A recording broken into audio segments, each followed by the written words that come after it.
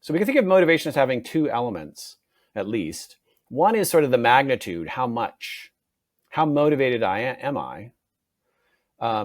Maybe, but then is it motivated toward a positive thing or away from a negative thing?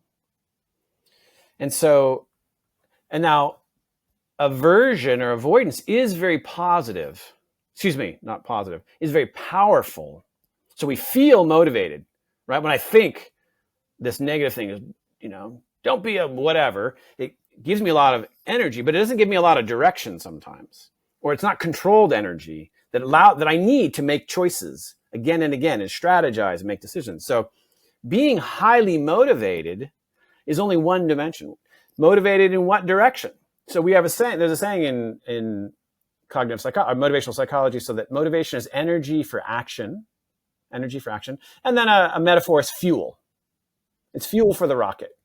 Well, the rocket's got to get pointed at something and have some way to steer it too.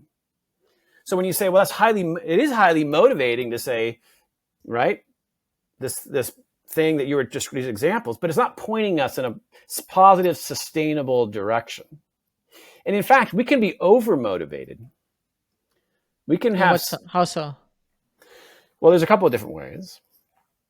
But any complex action will require decision-making, sustained effort over weeks and days and years. And so you don't want to use up all your fuel at the beginning.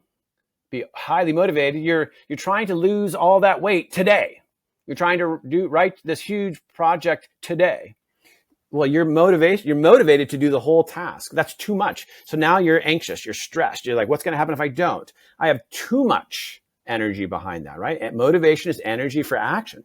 But if there's so much energy that I can't do a complex cognitive action or one that requires some planning and scheduling or requires me to think in new ways, well, that state of activation is not conducive to that.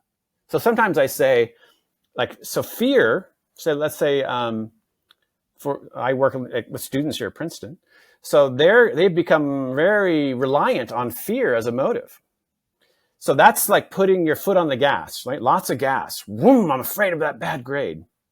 But a state of fear is not conducive to learning calculus at a high level, right? I think we can all agree with that. You agree? Fear, neurologically, chemically, I can't concentrate. These are not helpful states. So in a way, when I'm motivated in that case, that state is not conducive to a complex cognitive task or a long term. Now, is being fearful and activated good on the football field or in a fight or something, lifting weights or doing what David Goggins is doing, is running along? Sure. Unfortunately, those are very low, not unfortunately, but those are very low cognitive demands. So that state is not conducive to creative thinking, to problem solving, to innovation.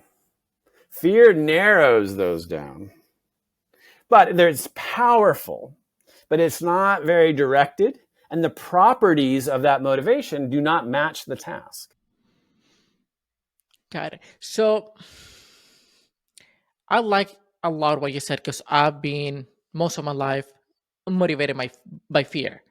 Fear of a bad grade, fear of not making it, fear of not being successful, fear. And it seems to me, and I might be wrong here, but it seems like there are two key motivators in society, or just in people, in humans in general: fear and desire, right? It's just what propels us to achieve more.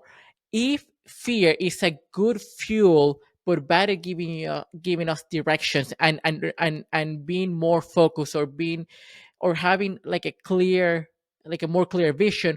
What if we are used, like me, if we're used to use a lot of fear, how can we gain more direction, more clarity, still using that fuel? Great question. So I think we can try to bottle up fear and make sure it doesn't, so that can get our butt in the seat to do the work, right? But once we're there, we want to be in a different state. We want to be curious. We want to be focused. We want to be pursuing things that we care about, we value. So aversion, so what you call fear and desire, avoidance, we sometimes call approach and avoidance motivations. That's a fundamental distinction, is that you see it maps onto fear and desire. And fear of loss, especially, is so. This is what marketers do, right? We know loss aversion is a very powerful motivator. Economists know this. Marketing and business people know this. There's another very powerful motivator that is kind of fragile, and that can be the antidote, or even in some ways paired with fear aversion.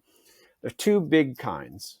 One is intrinsic motivation, that the action you're doing is itself fulfilling, rewarding in some way. So curiosity, interest, fascination, pleasure, right? These things sustain it.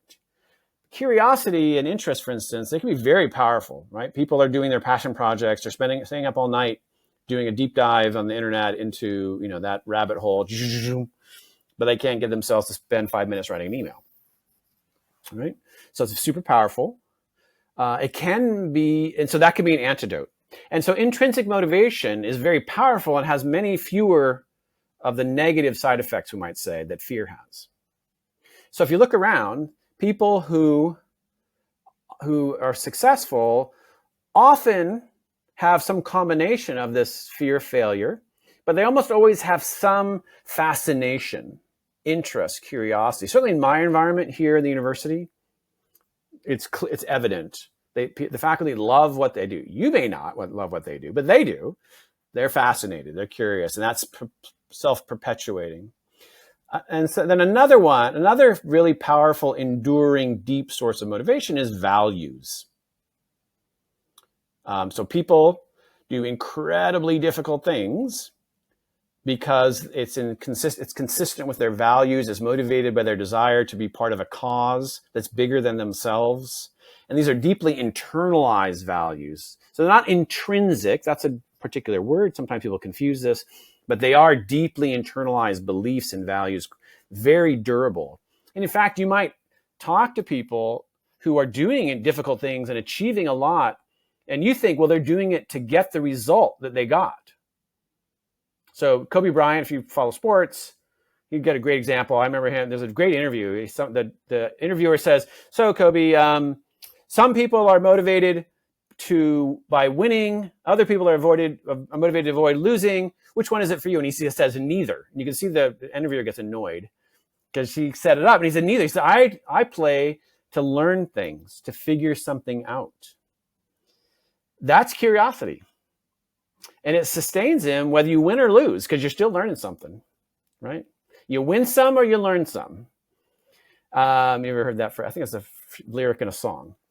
The point is, so fear, if we can bottle it up but not let it leak out, can be a powerful source of motivation.